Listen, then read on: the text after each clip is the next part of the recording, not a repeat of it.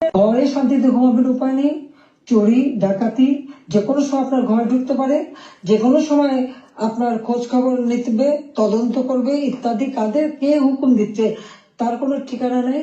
কতগুলি লাঠি সোটা হাতে নিয়ে আপনার ঘরে ঢুকে গেল, অস্ত্র হাতে নিয়ে ঢুকে গেল, অমনি সেখানে ডাকাতি করলো, চুরি করলো, চলে আসলো। আপনি কার কাছে বিচার চাইবেন?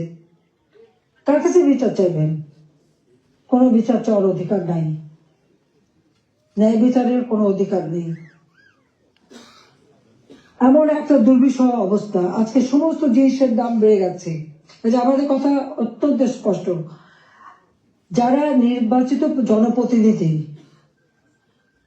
আইন করে নির্বাচন কমিশন গঠন করে নির্বাচনগুলি হয়েছে, স্থানীয় সরকার নির্বাচন, জেলা পরিষদ, উপজেলা পরিষদ, ইউনিয়ন পরিষদ, সমস্ত নির্বাচিত প্রতিনিধিরা তাদেরকে এক কলমের খোঁচায় তাদেরকে সরিয়ে দেওয়া হয়েছে, বাড়ি পাঠিয়ে দেওয়া হয়েছে। কেন? তারা তো নির্বাচিত হয়ে মানুষের পাশেই দাঁড়াতো।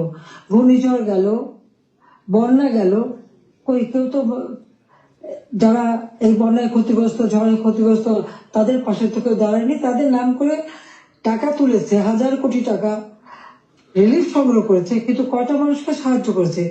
আজকে যদি স্থানীয় সরকারের প্রতিনিধিরা থাকতো, এই জনপ্রতিনিধি তো মানুষের পাশে দাঁড়াতো, কিন্তু সেটা দাঁড়াতে পারেনি।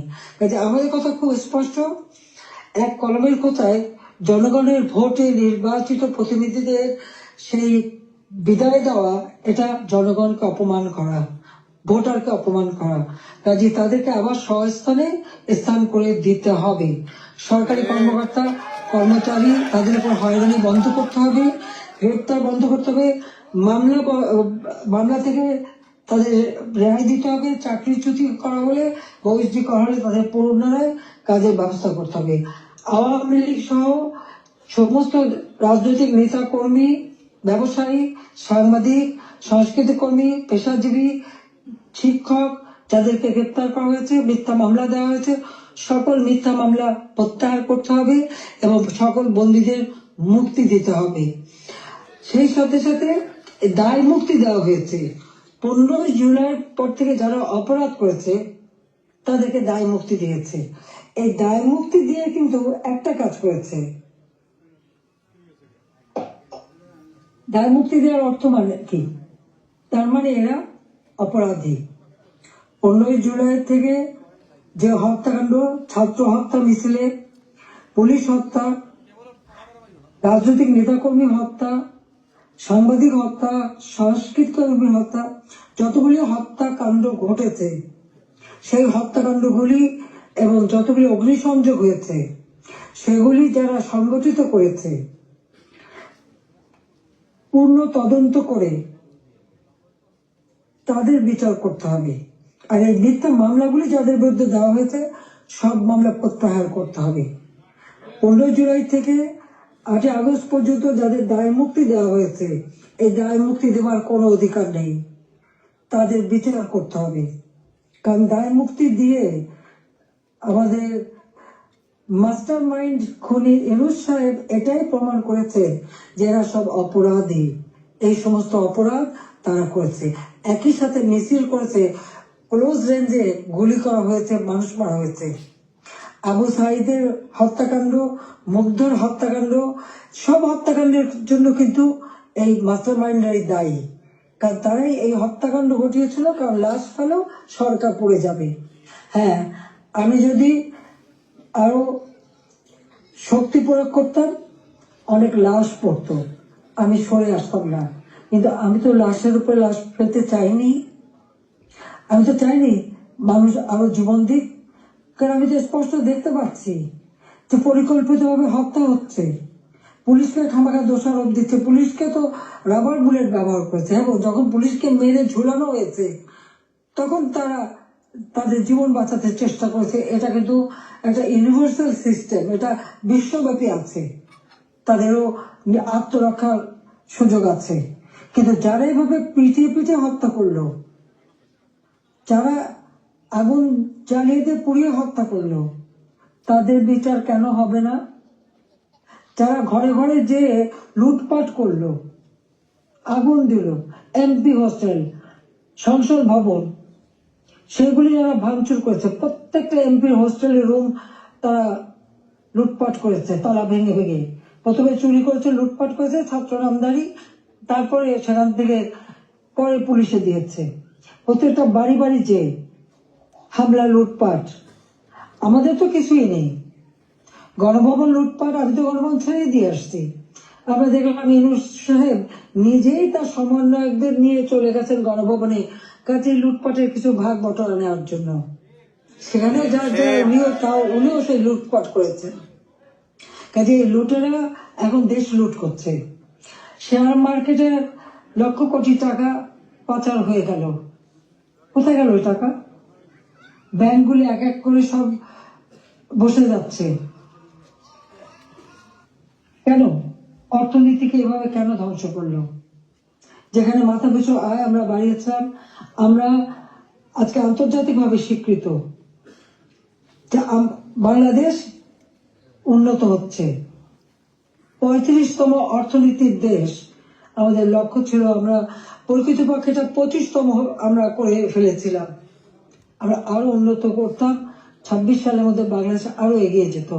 41 সালের মধ্যে বাংলাদেশকে আমরা একটা আধুনিক স্মার্ট বাংলাদেশ গড়ে তুলব, সেই লক্ষ্য নিয়ে আমরা কাজ করছিলাম। কেন বাংলাদেশের অগ্রযাত্রা ব্যাহত করা হলো, সেই জবাব এই খুনি ইউনূস, ফ্যাসিবাদ, স্বৈরাচার, তাকে দিতে হবে। সেই জবাব তাকে দিতে হবে, তার ওই মাস্টার মাইন্ড এবং তার সমন্বয়কদের দিতে হবে, তার উপদেষ্টাদের দিতে হবে। বলে হাসিনার বিচার করবে। কি বিচার করবে? আমি তো কি অন্যায় করেছি? গরিবের পেটে ভাত দিয়েছি, এটা অন্যায়? দারিদ্র মুক্ত করেছি, এটা অন্যায়?